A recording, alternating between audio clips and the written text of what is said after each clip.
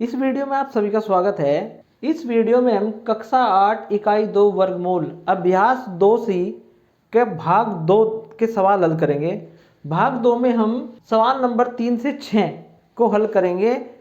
1 से 2 सवालों को हमने पहली वीडियो में हल किया था। आइए अभ्यास प्रश्न देखते हैं। सवाल नंबर 3 है, वह छोटी से छोटी संख्या ज्ञात कीजिए जिसे 4931 में जोड़ दें तो योगफल पूर्ण वर्ग हो जाए। आइए इसको हल करते हैं। 4931 का हम वर्गमूल ज्ञात करते हैं। पहले यहाँ पे हमने जोड़े बना दिए 31 और 49 का। अब ये 49 है, आपको पता है कि ये 7 का वर्ग है, तो 7 यहाँ पे लिख दिया और 7 ही लिख दिया इसके नीचे, और 7 का वर्ग लिख देंगे 49 के नीचे। 9 में से 9 गया शून्य और ये भी शून्य आ गया। ऊपर से हमने जोड़ा उतार लिया 31।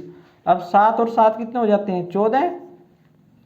अब हम देखते हैं कि हम यहाँ जो भी छोटी से छोटी संख्या क्या लगाए, 1 लगाएंगे। 141 हो गया, वो हमारे भाज्य से ज़्यादा हो जाएगा, भाजक। तो ऐसा तो हम कर नहीं सकते, तो हम यहाँ पे लगाते हैं शून्य और शून्य ही लगाएंगे यहाँ। अब शून्य बार पहाड़ा चलाएंगे तो शून्य चलेगा ना, यहाँ भी शून्य हो गया, तो ये बच गया हमारा 31। 31 शेष बचता है। इसका मतलब क्या है, ये शेष बच रहा है, तो ये जो हमारी संख्या है 4931, ये 70 के वर्ग से ज़्यादा है। तो हम कह सकते हैं कि 4931 ये 70 के वर्ग से ज़्यादा है। अब हम इस स्टेप को, अब हम इस सवाल को दोबारा से करते हैं ऐसे ही, ठीक है। अब उस सवाल में ये कह रहा है कि 4931 में क्या जोड़ दें।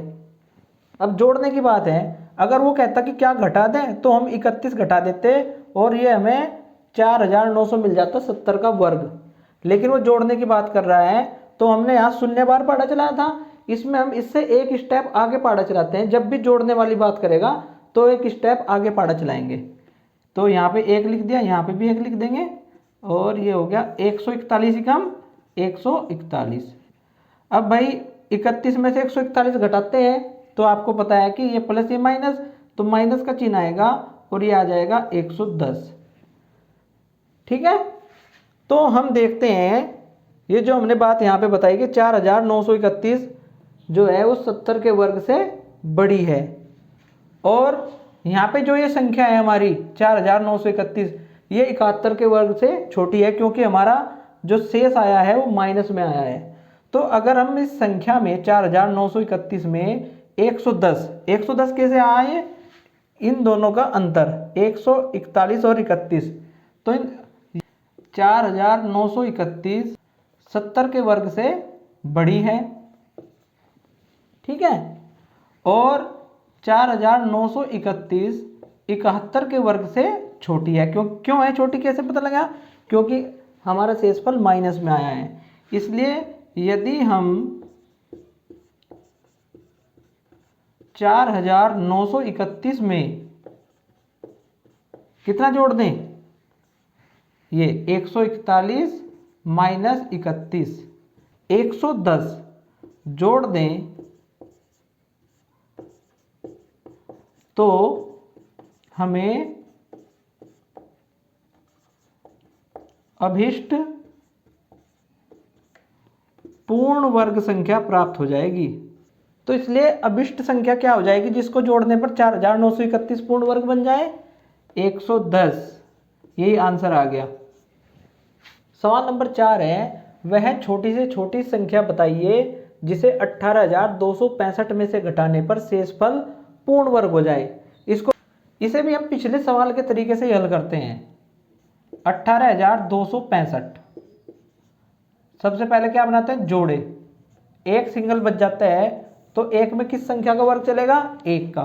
एक यहाँ लिखा, 1 लिख दिया यहाँ, और 1 के नीचे 1 प्लस करके लिख देते हैं। 1 का वर्ग 1 है, 1 में से 1 गया शून्य, जोड़ा उतारते हैं 82। 1 और 1 2, कितनी बार चलेगा भाई? अगर मैं यहाँ 3 लेता हूँ तो 23 या 69, 4 लेता हूँ तो 24 चौका 96, तो ये 3 बार चल जाता है। यहाँ पे भी 3 लिख दिया, और 23 या 69। अब 2 में से 9 तो नहीं जाएंगे, इधर से एक हासिल ले लेंगे, 12 हो जाएगा। 12 में से 9 गए 3 और यहाँ बच गया 7, 7 में से 6 गया 1। ऊपर से हम एक जोड़ा उतार लेते हैं 65, ये हो गया 1365। अब 23 और 3 हो जाते हैं 26। अब 5 है क्योंकि 5 26 पंजे 130। तो मैं देखता हूँ कि यहाँ पे कौन सी संख्या लगाऊं जो पहाड़ा इसके बराबर या से कम चले। तो एक अंदाजा हो जाता है, 26 पंजे 130 होते हैं ना, और ये 136 है, तो मैं 5 लगा देता हूँ यहाँ, और 5 ही लिख दिया मैंने यहाँ पे। तो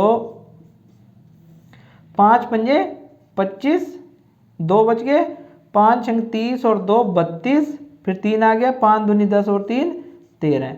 इसको घटाते हैं, 5 में से 5 गया 0 और 6 में से 2 गया तो ये बच जाता है 4, 3 में से 3 गया 0, 1 में से 1 गया 0। तो हमारे पास 40 शेष बचता है और यहाँ पे आ जाता है हमारा 270। अब ये 40 270 से है कम, ठीक है, तो पहाड़ा तो नहीं चलने वाला, नहीं हमारे पास कोई संख्या बची है, तो इसका मतलब ये शेष है। इस शेषफल को यदि मैं 18,265 में से घटा देता हूं तो हमारे पास पूर्ण वर्ग संख्या प्राप्त हो जाएगी। अब हम कह देंगे क्योंकि 18,265 ये बड़ा है 135 के वर्ग से, ठीक है ना, और चूंकि शेषफल 40 है इसलिए पूर्ण वर्ग बनाने के लिए 18,265 में से घटाई जाने वाली संख्या कितनी होगी, 40।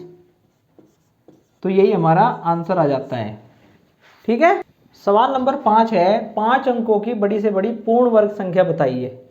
तो 5 अंकों की सबसे बड़ी संख्या लिख लेते हैं हम, इसके लिए वो होती है 99,999। अब हम इस 99,999 का भाग विधि से वर्गमूल निकालते हैं। अब देखते हैं कि पूर्ण वर्ग संख्या है तो ठीक है, नहीं तो जो शेष आएगा उसको 99,999 से घटा के हम 5 अंकों की बड़ी से बड़ी पूर्ण वर्ग संख्या प्राप्त कर सकते हैं। आइए इसको देखते हैं, 99,999 जोड़े बना दिए। अब हम 9 में देखते हैं, संख्या का वर्ग चलता है 3 का, और 3 को लिख दें यहाँ, 3 को इसके नीचे भी लिखेंगे, 3 का वर्ग होता है 9, तो ये आ जाता है 9 में से 9 गया 0, एक जोड़ा उतार लेते हैं, ये 99 उतार लिया, 3 और 3 6 हो गए। अब इसके सामने मैं क्या चलाऊं, 1 लिख दूं तो ये 61 हो जाएगा, इसमें एक बार पहाड़ा हमारा चल जाता है। अब इसको घटाते हैं, 9 में से 1 गया 8 और 9 में से 6 गया, ये 3 बचता है, फिर से एक जोड़ा हमारे पास बचा हुआ है, इसको उतार लेते हैं, ये हो गया 3,899। 61 में एक जोड़ते हैं तो वही 62 हो जाता है ना। अब देखते हैं कितनी बार पहाड़ा चलता है। अगर मैं इसमें 6 बार पहाड़ा चलाऊं तो इसमें गुणा करके देखता हूं, 62 के आगे 6 लिखेंगे, 626 हो जाएगा। इसकी 6 में गुणा करते हैं, 6 छंग 36 और 6 दूनी 12 और 3 15 का 5 और 6 छंग 36 और 1 37, 3,756, यानी 6 बार में हमारा काम हो जाएगा। ये हो गया भाई 6, ये आ गया 3,756। अब 9 में से हम 6 घटाते हैं तो 3 आता है, 9 में से 5 घटाया 4 और 8 में 7 घटाया 1।